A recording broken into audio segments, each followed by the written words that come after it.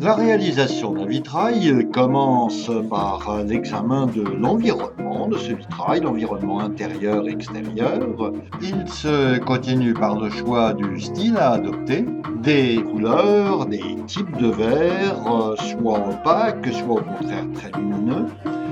Les besoins ayant été clairement définis, il s'agit de fournir une série d'avant-projets sous forme de croquis qui vont permettre un choix définitif. Ces choix étant faits, il va falloir réaliser un dessin en grandeur vraie. Il faudra s'assurer de la faisabilité, le verre doit être coupé et chaque petite pièce doit être numérotée, de façon à s'y retrouver dans ce puzzle.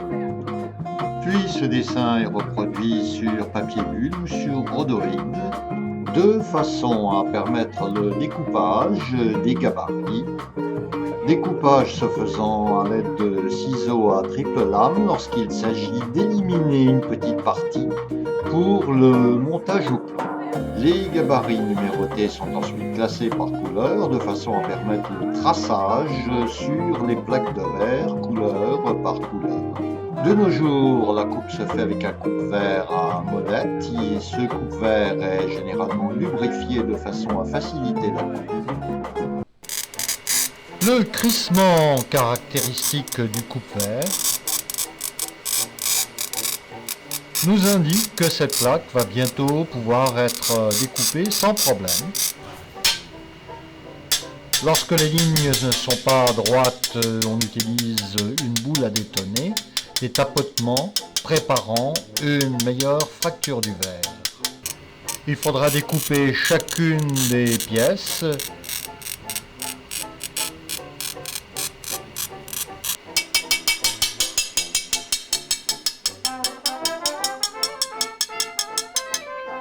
Elles sont généralement détachées manuellement. Pour les petites découpes, on utilisera également toute une série de pinces dites à détacher ou à gruger. La pince à gruger venant grignoter des petits bouts de verre qu'il faudra généralement parfaire à la meuleuse ultérieurement. Quelquefois, le tracé lui-même pourra être évité. On contourne directement le gabarit avec le coupe-verre.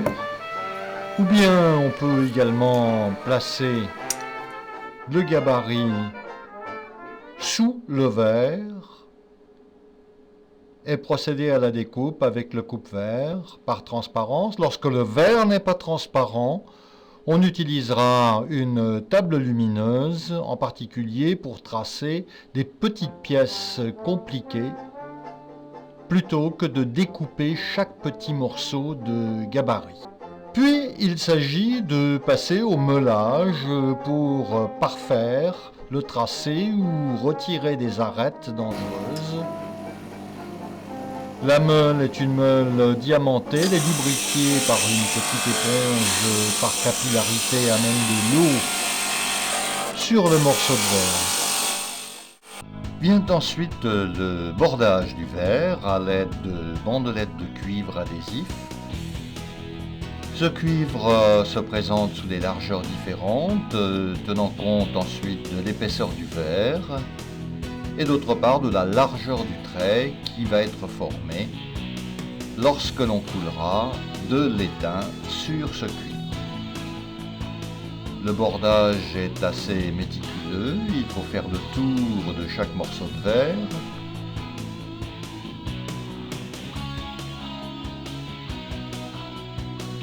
Ensuite, il faut rabattre ce cuivre manuellement, puis l'écraser avec une spatule sur chaque côté du verre, de façon à ce que ce cuivre soit parfaitement appliqué.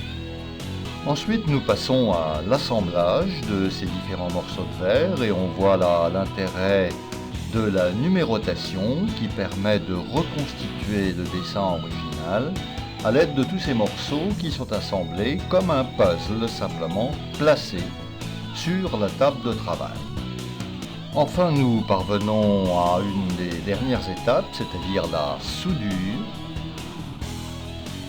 Il va falloir d'abord appliquer un décapant sur le cuivre de façon à ce que la soudure tienne parfaitement bien. Puis à l'aide d'un fer à souder thermostaté, car il faut que la température soit rigoureusement constante, ni trop élevée ni trop faible, on va couler de l'étain sur toutes ces parties recouvertes de cuivre. Cet assemblage est assez minutieux. Lorsque la pièce est très grande, il va falloir la séparer, réaliser un vitrail en plusieurs parties qui seront assemblées sur place au moment du montage final. Et voici le moment venu de vérifier l'état de ce vitrail qui, selon son exposition, va donner un effet de couleur et de luminosité tout à fait différent, comme on peut le constater ici, puisque là, les prises de vue seront faites avec différents éclairages naturels. La technique traditionnelle de montage au plomb se présente d'une autre façon, puisque nous utilisons des profilés qui ont une forme de U ou de H, qui vont permettre de maintenir, d'entourer en quelque sorte, les différentes parties du vitrail. Nous avons des plombs de largeur différentes. Ici, un rappel pour la coupe du verre qui est réalisée à partir d'un gabarit découpé à l'aide de ciseaux à triple lame. Les bordures n'ont pas besoin d'être aussi parfaites, aussi bien meulées qu'en montage Tiffany. Et voici comment se présente l'assemblage. On commence par un angle. On utilise ici des éléments en U, tandis que les éléments intermédiaires qui sépareront les différentes pièces sont en forme de H. On découpe chaque morceau de plomb avec un couteau spécial ou tout simplement avec un cutter.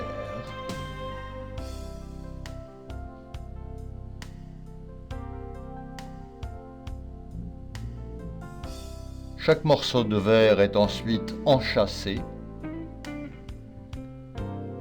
serré le mieux possible, ici à l'aide de clous spéciaux qui ont une forme conique, c'est-à-dire qu'en s'enfonçant, ils provoquent un bon serrage des différents morceaux de verre.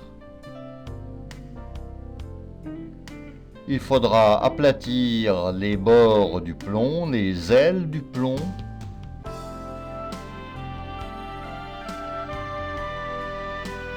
puis appliquer un décapant pour plomb, de façon à ce que la soudure adhère bien. On utilise un fer dit fer pioche, c'est un fer plus gros, qui permet de souder ces différentes pièces, ces différents profilés, de manière à assurer la rigidité de l'ensemble.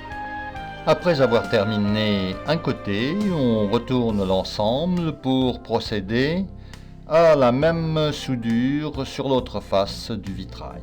Et puis il y a les techniques mixtes permettant d'utiliser le plomb et la technique Tiffany pour les parties à assembler qui doivent être plus fines, plus légères. Également la technique de peinture sur verre. Il s'agit en fait d'une sorte d'émaillage du verre. Ce verre doit ensuite être cuit au four, car sinon il ne tiendrait pas dans le temps. Malheureusement, la plupart des vitraux anciens sont réalisés à l'aide de verre peint, d'où leur grande fragilité et leur manque de résistance, notamment quant aux couleurs. Aujourd'hui, on utilise surtout la peinture pour des détails ou des inscriptions, comme nous le voyons ici. Nous trouvons encore une autre technique à l'aide de pavés de verre qui sont assemblés soit à l'aide de ciment, soit à l'aide de résine. Ce sont des ensembles architecturaux, généralement très lourds et donc peu utilisables dans des applications chez des particuliers ou dans des ensembles architecturaux plus légers. Néanmoins, leur effet est très souvent fort séduisant. Par contre, la technique du verre collé, technique assez récente, est tout à fait redoutable puisque le moindre pet sur un vitrail fait tomber tout l'ensemble. Par contre, le collage peut être utilisé sur des objets, comme ici cette bonbonne recouverte de verre. Parlons également du verre en fusion. Il s'agit de superposition de verre.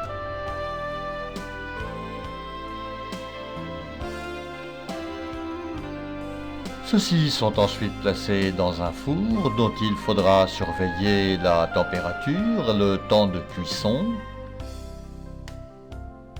Et selon ce niveau de cuisson et cette température, le verre va plus ou moins fondre et se présenter de façon plus ou moins lisse ou au contraire laisser apparaître un niveau de relief. On peut également utiliser cette technique de cuisson au four pour mettre en forme des pièces de verre. Ici, un exemple de fleurs. Cette technique est utilisée en bijouterie aussi pour de petites pièces.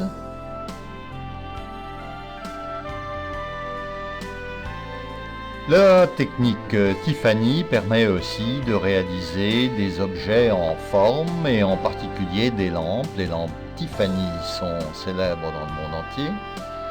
Et cette technique permet de constituer des abat-jours, par exemple, de forme parfaitement ronde. Là aussi, il va falloir préparer un gabarit, découper les pièces après les avoir soigneusement numérotées, reporter ces gabarits sur le verre, découper le verre.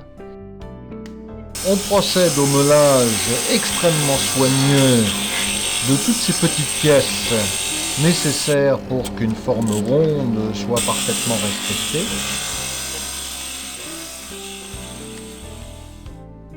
On range en les classant par numéro ces différentes petites pièces, puis on va procéder au bordage et à l'assemblage de ce puzzle en forme, généralement sur un support en polystyrène. Lorsque toutes ces pièces sont posées, ou au fur et à mesure d'ailleurs, on procédera au soudage, on coulera de l'étain sur les parties apparentes des cuivres. Une patine noire est fréquemment ajoutée en fin de travail pour donner un aspect plus authentique, plus ancien. Le tout va être parfaitement nettoyé et voilà le résultat.